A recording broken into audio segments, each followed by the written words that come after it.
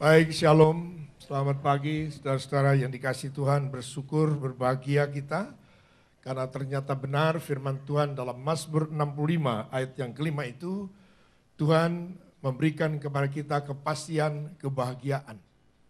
Oleh karena kemurahannya, saudara dan saya telah dipilih oleh Tuhan untuk dapat datang mendekat dan tinggal dalam pelatarannya.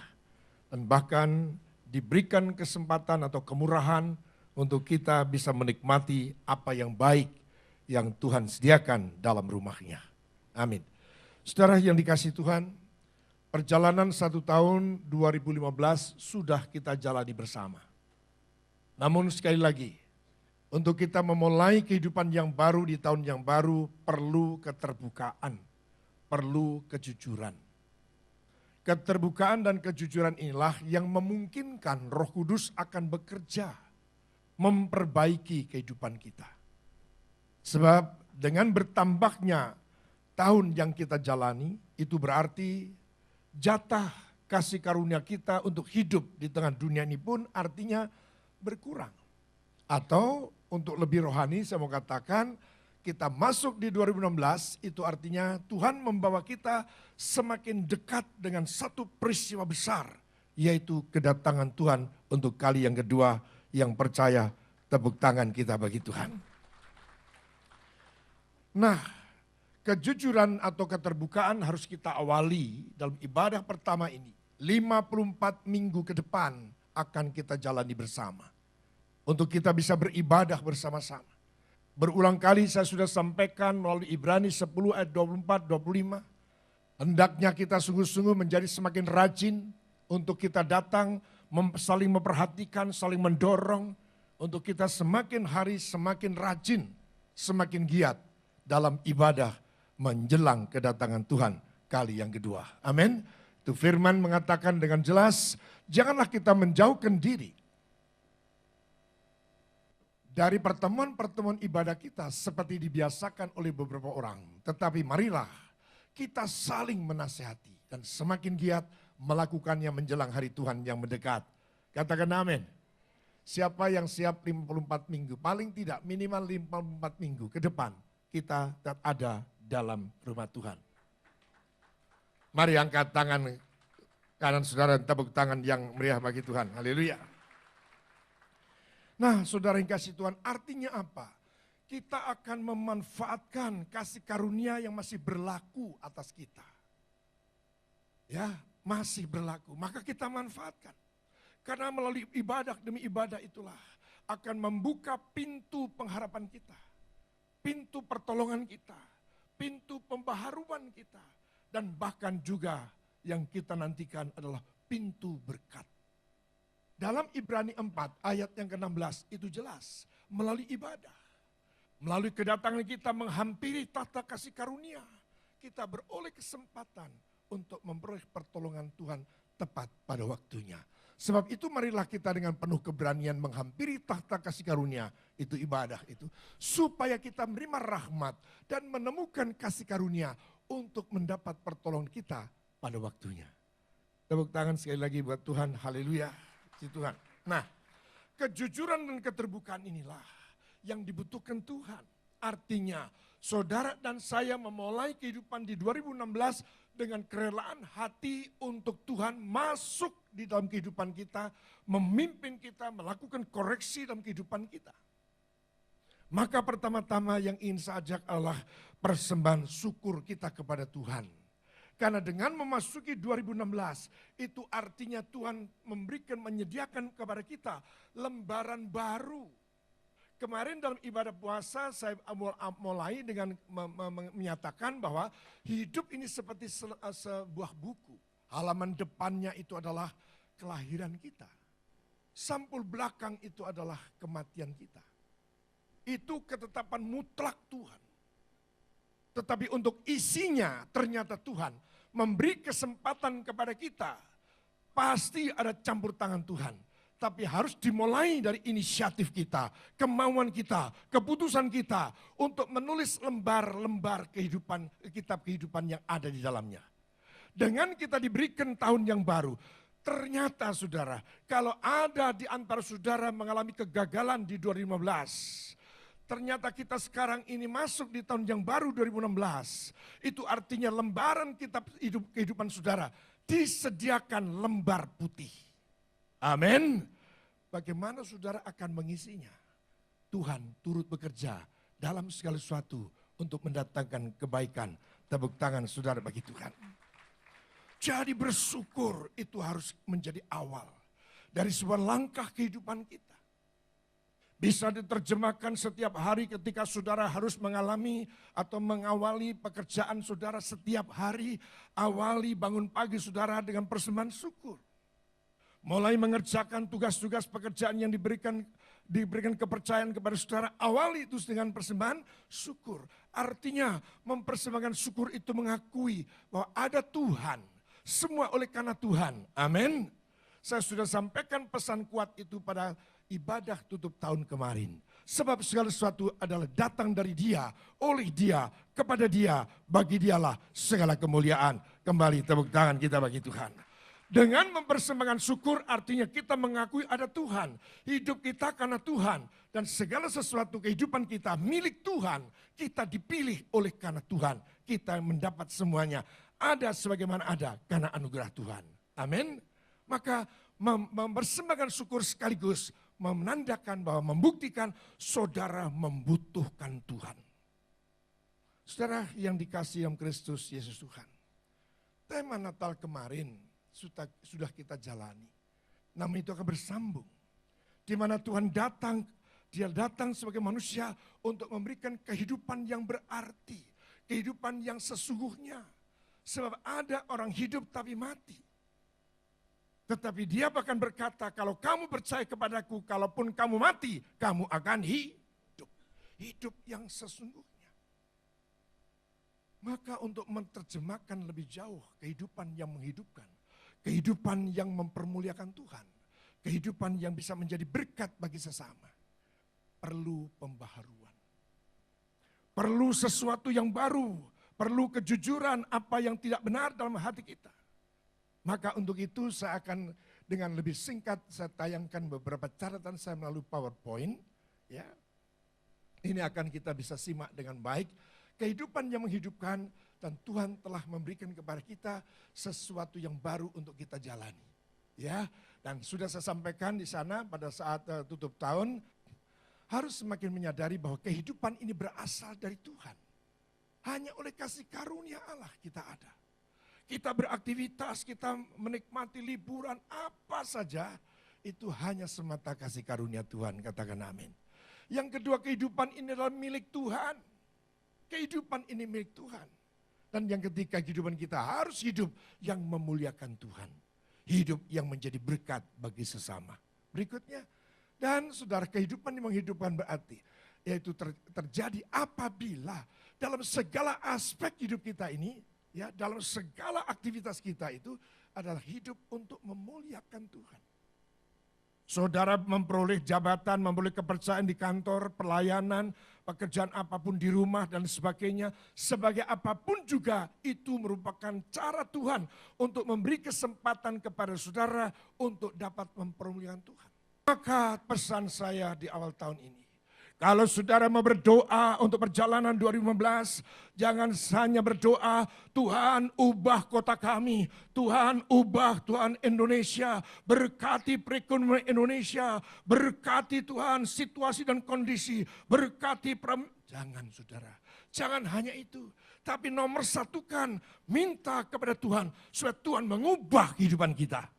Situasi boleh berubah, situasi boleh tidak mengenakan saudara. Tetapi kalau hati saudara hati yang baru, hati yang melekat kepada Tuhan, Tuhan sanggup melewatkan semuanya. Mari berikan tepuk tangan. Jadi berdoa minta supaya manusia rohani kita menjadi manusia rohani yang lebih baik. Ada pembaharuan. Tuhan berkati pekerjaan saya, Tuhan berkati bisnis saya. Apa itu artinya? Kalau ternyata kita tidak mengalami perubahan. Perilaku kita masih perilaku yang lama. Mungkin bisa jadi saudara akan semakin kaya.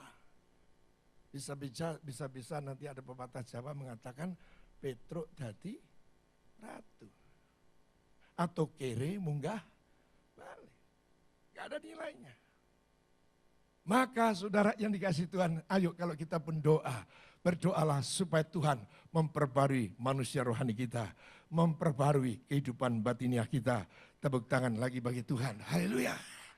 Maka untuk itu saudaraku yang kasih Tuhan, manusia batiniah inilah yang harus dibarui. Menjadi seseorang yang hidupnya berkenan di hadapan Allah itu yang harus kita kejar.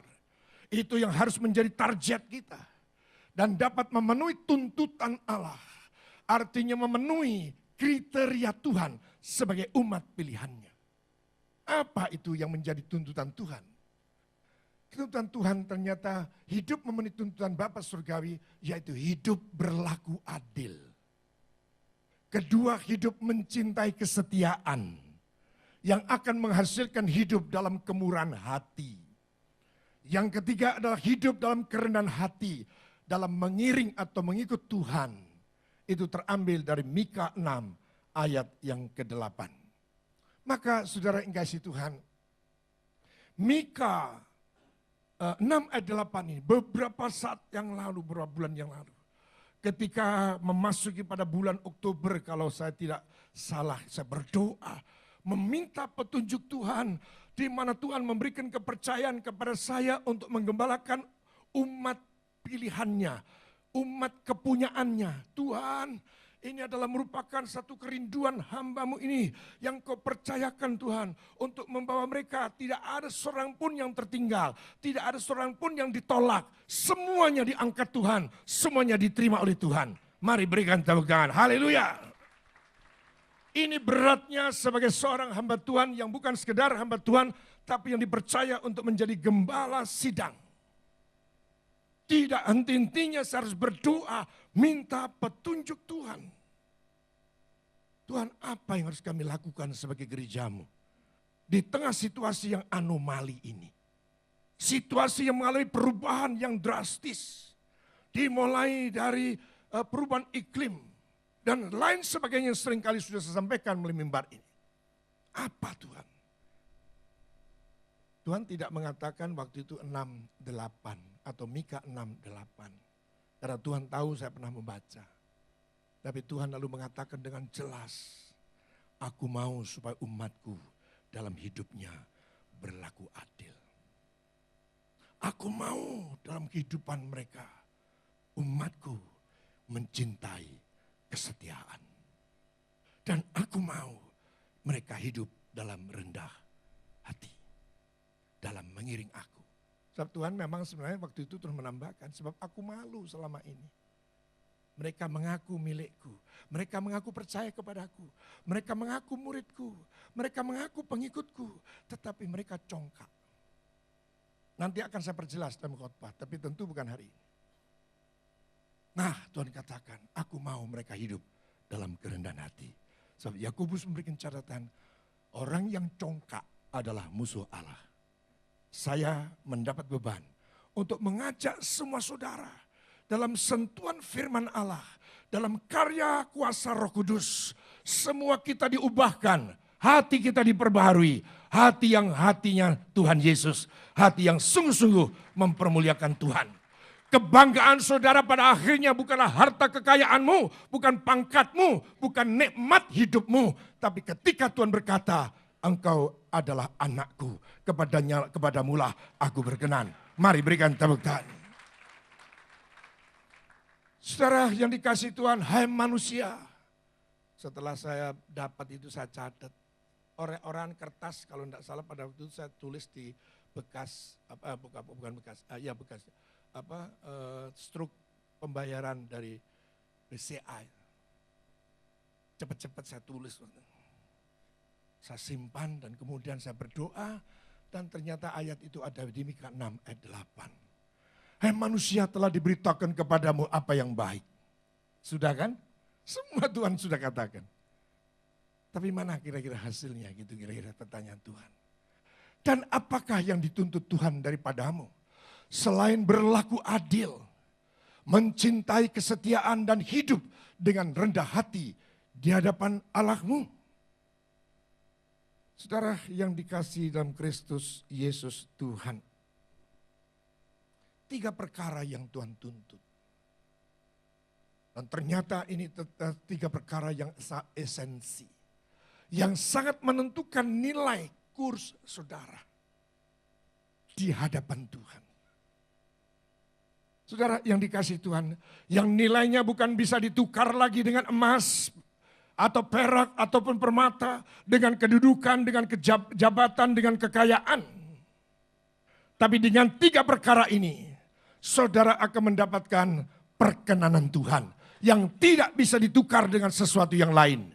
Saya percaya inilah kesempatan kita 2016 untuk kita sepakat gandeng tangan, saling mendorong, saling menasihati untuk menyenangkan hati Tuhan. Mari berikan sorak-sorai bagi Tuhan.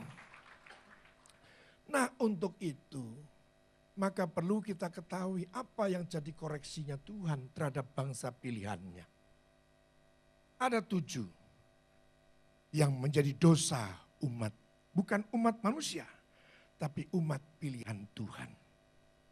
Yang sudah ditebus dengan darahnya. Ada 7 perkara. Yang pertama-tama adalah bahwa ternyata mereka atau saudara dan saya bisa kedapatan masih hidup menyimpan kejahatan. Ada dosa yang belum diakui. Ada rancangan kejahatan. Ada keinginan untuk membalas kejahatan dengan kejahatan. Untuk tidak menyatakan kasih kepada musuhmu, itu jahat. Bahkan tidak melakukan firman Tuhan dikatakan kamu jahat. Masih ingat firman Tuhan dalam Matius 7 ayat 21 dan 23. Siapa kamu? Aku tidak kenal kamu. Sebab kamu semua pembuat kejahatan. Kenapa? Tidak melakukan firman. Jadi yang pertama kali saudaraku, yang di dalam ukuran Tuhan 7 dosa bangsa pilihan. Yaitu umat Tuhan yang sudah ditebus, yang sudah lahir baru. Yang sudah mendapatkan meterai pengampunan dosa melalui baptisan air. Masih hidup menyimpan kejahatan atau dosa. Yang kedua masih suka melakukan kecurangan. Dalam kitab Mika pasal 6 itu diibaratkan, dicontohkan bahwa saudara dan saya kalau berdagang punya timbangan. Pembeli membeli 1 kilo tapi di timbangan sudah tambah dengan timbel. Ternyata barang yang diberikan cuma 9 ons. Curang. Hati-hati saudara, kalau kecurangan masih dalam dagangan itu masih seperti ini. Tapi kalau sudah curang terhadap Tuhan, ini yang berbahaya. Jadi masih ada kecurangan. Dikatakan dalam Mika pasal 6 ayat yang 11. Masakah aku membiarkan tidak dihukum orang-orang membawa neraca palsu atau pundi-pundi berisi batu timbangan tipu? Saudara, sepertinya Tuhan membiarkan ya. Selama itu atau selama enggak apa-apa. Tapi oleh karena kasihnya di awal tahun 2016, karena kasihnya dia memberikan peringatan pada kita. Kalau dia tidak mengasihi, dia tidak memberikan peringatan. Artinya apa? Dia tidak menghendaki seorang pun di antara saudara yang tertinggal. Seorang pun di antara saudara tertolak. Tuhan mau semua kita diangkat, semua kita diterima Tuhan. Berikan tepuk tangan, haleluya. Dengan maksud apa kecurangan itu? Pasti adalah untuk kepentingan pribadi, untuk keuntungan diri sendiri. Spirit menguntungkan diri sendiri itu di mata Tuhan sebagai kejahatan. Sebagai dosa. Dalam hal apapun. Yang keempat, dosa suka melakukan kekerasan. KDRT itu kira-kira. Tapi dalam Alkitab kekerasan bukan hanya fisik. Tetapi melalui perkataan, melalui pengabaian.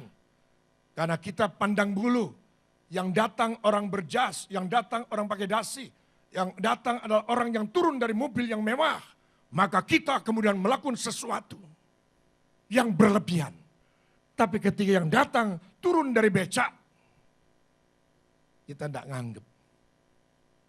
Bahkan kita, kamu duduk di belakang saja. Kamu ini bau. Tidak dengan fisik saudara, tidak pakai pukulan. Tapi itu Sakitnya di sini.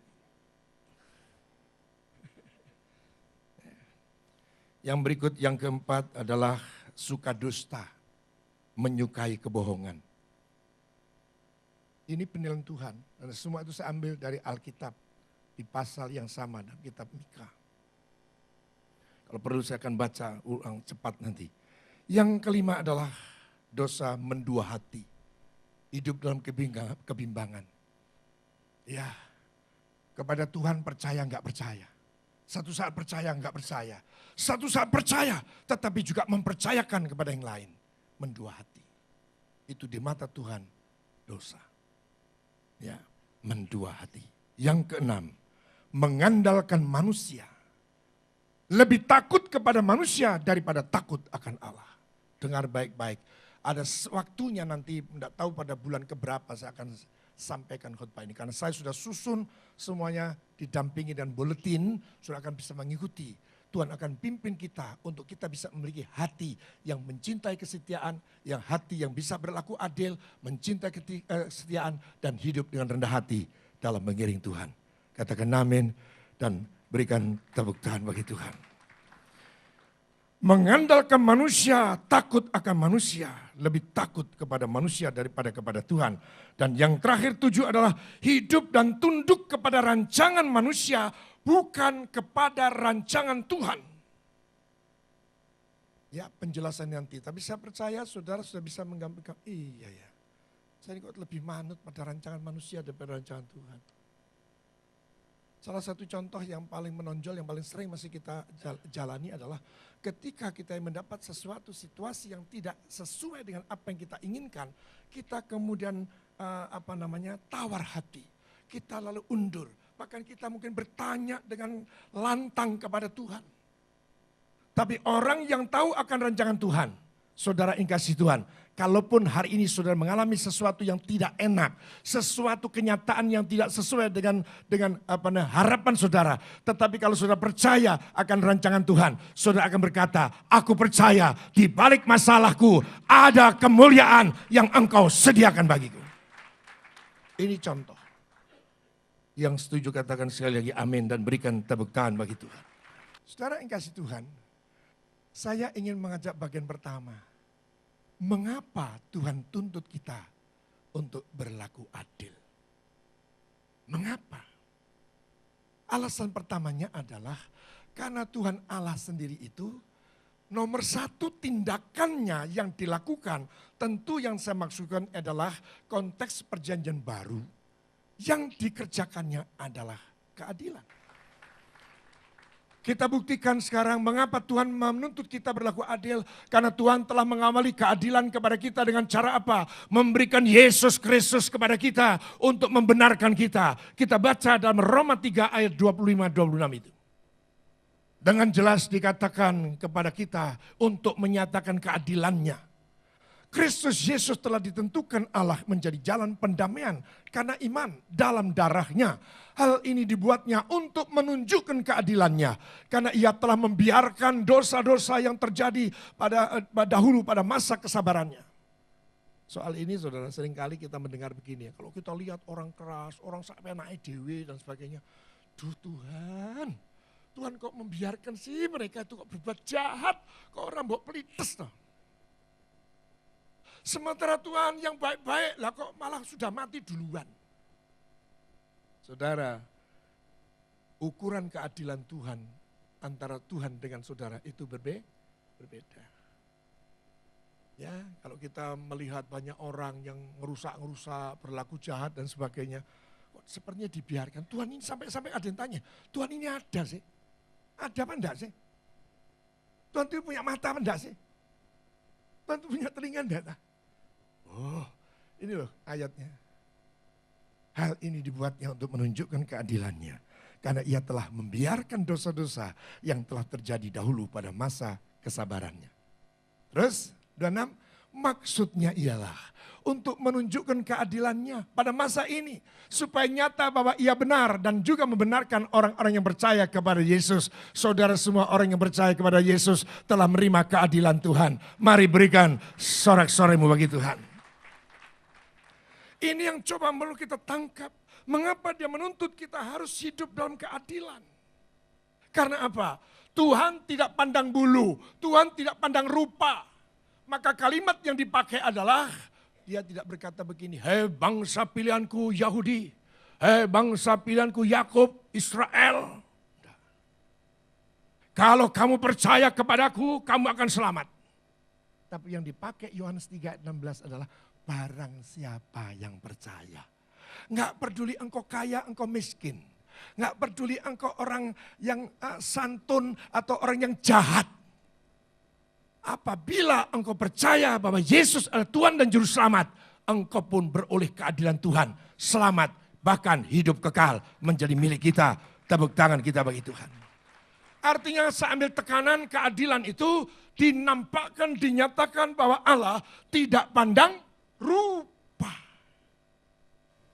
Tapi Tuhan itu tidak melihat apa yang dilihat manusia. Tuhan melihat hati manusia. Artinya sekali lagi, Tuhan adil karena Tuhan tidak pandang rupa, tidak pandang bulu. Barang siapa yang percaya semuanya selamat. Yang miskin, yang kaya, yang jabatan, yang proletar, yang rakyat, yang kumuh, yang apapun juga. Bahkan maaf ini hanya memberikan contoh. Yang sakit kudisan pun kalau percaya kepada Yesus dia selamat beroleh hidup kekal. Berikan tepuk tangan. Makanya dia datang kepada si pemungut cukai, Matius. Ikut aku. Amin. Dia tidak datang kepada orang-orang yang menyatakan dirinya sebagai orang rohani. Yang pakai jubah-jubah. Berjalan kalau sudah mau datang ke rumah Tuhan. Kak noleh kanan, tidak golek kiri. Terus. Sampai hari ini itu gaya orang mereka itu kayak gitu. Kak tegur sapa. Karena apa? Menganggap dirinya icus. Suci. Iki arek ngalam kok gak ngerti iki opo. Icus, bingung.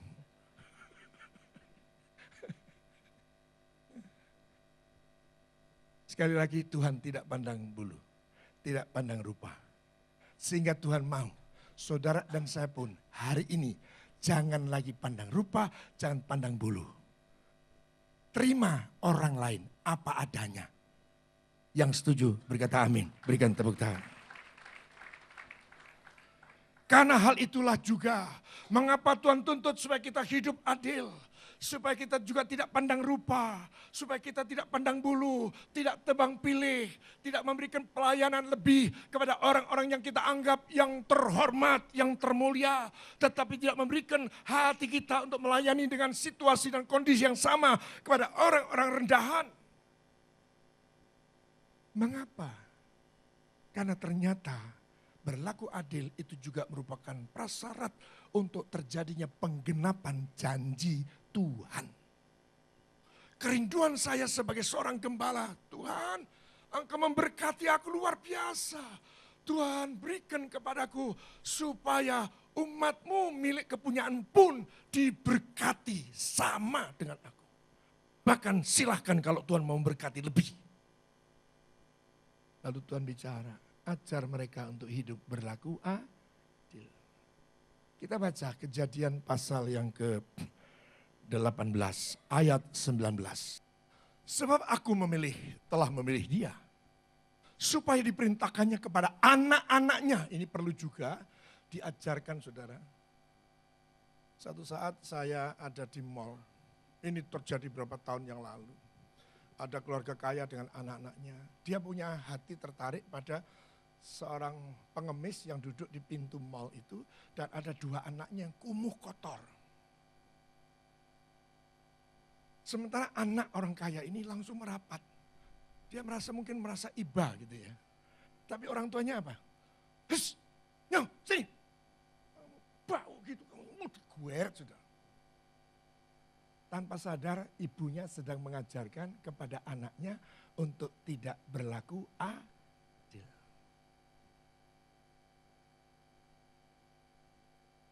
Sudah diperintahkan kepada anak-anaknya dan kepada keturunannya supaya tetap hidup. Menurut jalan, perhatikan kata ini. Adil, saudara tidak hanya sekedar terima selamat. Terima pengampunan dosa.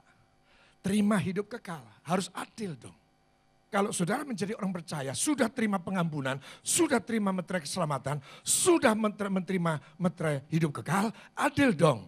Ya hiduplah menurut jalan yang ditentukan Tuhan. Menjadi pelaku fair, itu adil. Hidup menurut jalan yang ditunjukkan Tuhan dengan melakukan kebenaran dan keadilan. Dan supaya Tuhan, perhatikan, ayo kita baca bagian akhir ini. Dimulai dari kata dan. 1, 2, 3. Dan supaya Tuhan memenuhi kepada Abraham apa yang dijanjikannya kepadanya. Katakan amin. Dan berikan dulu tepuk tangan bagi Tuhan. Haleluya. Saudara, ini penting karena apa? Dalam berkat Tuhan itu yang lebih sering, yang lebih banyak porsinya, persentasenya adalah bukan oleh karena saudara bekerja begini. Istrinya 2 tambah 2 sama 4, 2 tambah 3 sama dengan 5. Tetapi yang akan sering saudara terima penggenapan janji Allah 2 tambah 1. Menjadi apa? 3. Atau berapa? Menurut saudara? 2 tambah 3, 5. Itu matematika dunia. Tapi yang dimaksud janji Tuhan, 2 tambah 3 bukan 5. Tapi kelimpahan. Yang setuju berikan tepuk tangan bagi Tuhan. Tanpa bermaksud bermegah itulah. Kalau saya bekerja dapat upah, itu mah biasa. Dapat gaji, itu hakku. Tapi yang dimaksud dengan penggenapan janji itu adalah yang sebenarnya bukan hakmu. Engkau tidak layak menerima.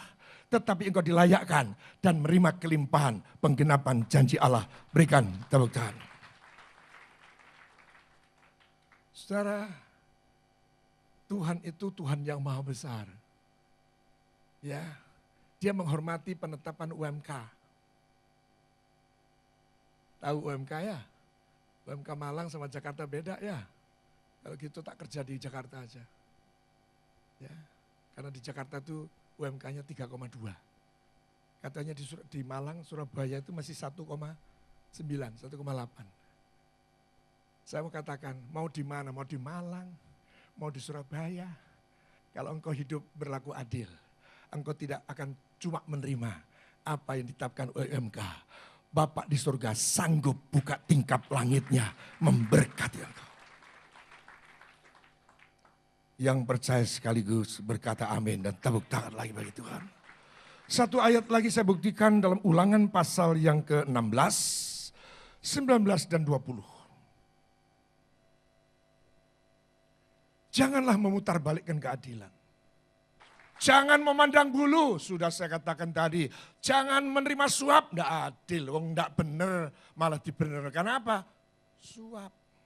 Sebab suap membuat buta mata orang-orang bijaksana, memutarbalikkan perkataan orang yang benar. Saya titip buat saudara, bisnis berbisnislah, bekerja bekerjalah, jangan mangin suap. Pak, enggak bisa Pak, ini Indonesia. Saya katakan, saudara warga diaspora. Warga diaspora itu artinya warga kerajaan surga yang masih hidup di tengah dunia. Bagi Tuhan tidak ada perkara mustahil. Katakan amin. Dan berikan tepuk tanganmu. Haleluya. 20. Semata-mata keadilan. Itulah yang harus apa? Kau kejar. Supaya engkau hidup. Kehidupan yang menghidupkan. Dan memiliki negeri yang diberikan kepadamu oleh Tuhan Allahmu. Engkau menerima penggenapan janji. Maka saudara-saudara yang dikasihi dalam Kristus Yesus Tuhan, ketika saja saudara berlaku adil, saudara sudah menyelesaikan 4 dosa yang ditengarai Tuhan. Yang pertama, menyimpan kejahatan selesai. Karena apa? Dengan adil, Tuhan mengampuni saudara. Maka saudara kalau adil, saudara juga suka mengampuni orang lain.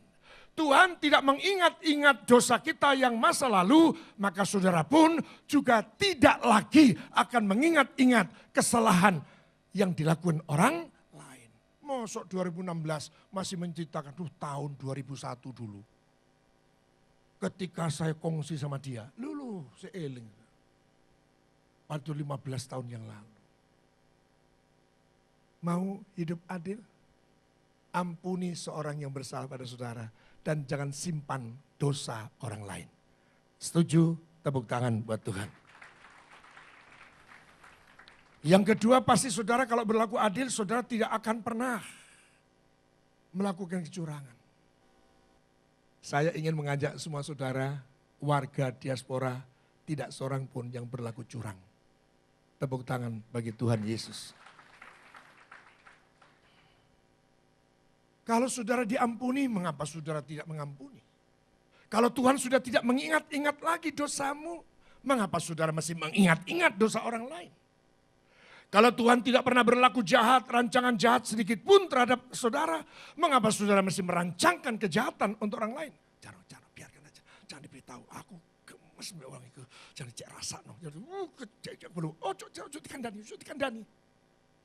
Begitu jatuh, kapok muka. Orang mau terjerumus kok malah dibiarkan.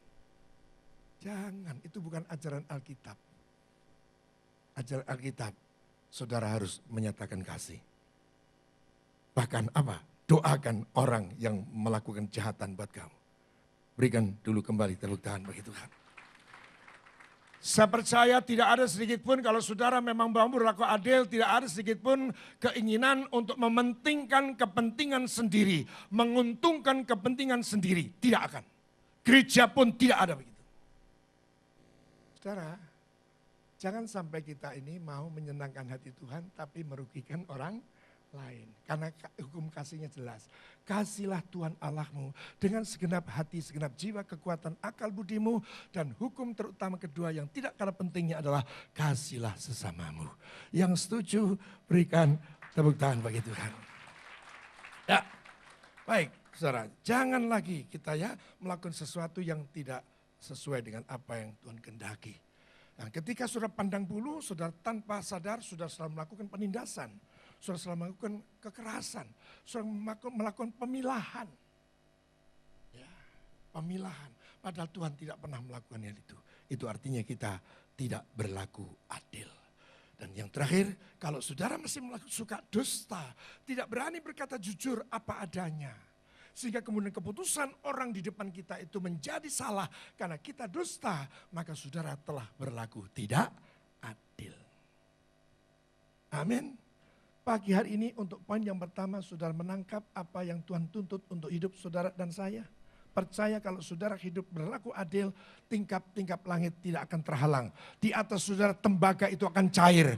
Tuhan akan mencurahkan berkat-Mu atasmu. Berikan tepuk tangan, haleluya.